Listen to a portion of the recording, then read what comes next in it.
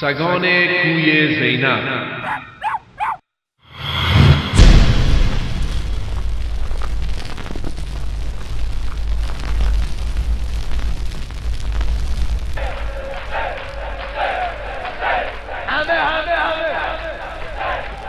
انشالله اول ابو لولم کربلان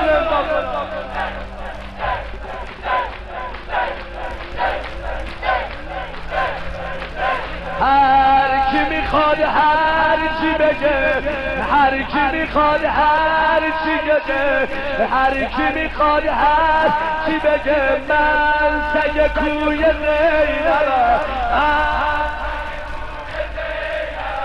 هر کی میخواد هر چی بگه، من سگ کوی زینبم.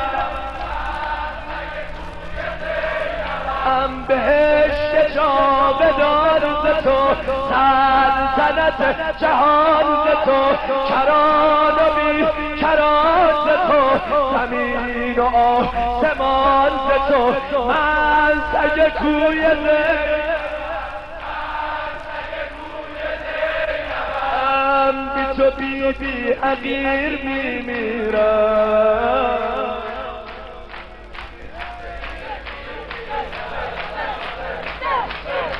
گر نیایی فقیر میمیرم.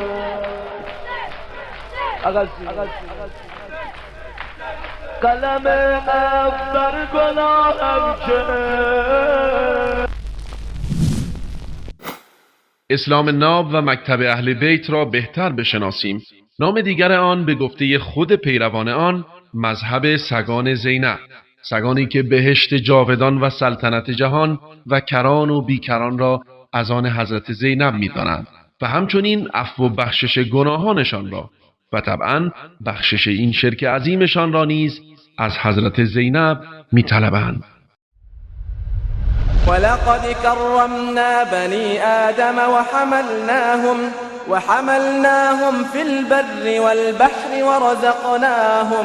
ورزقناهم من الطيبات وفضلناهم على كثير ممن خلقنا تفضيلا.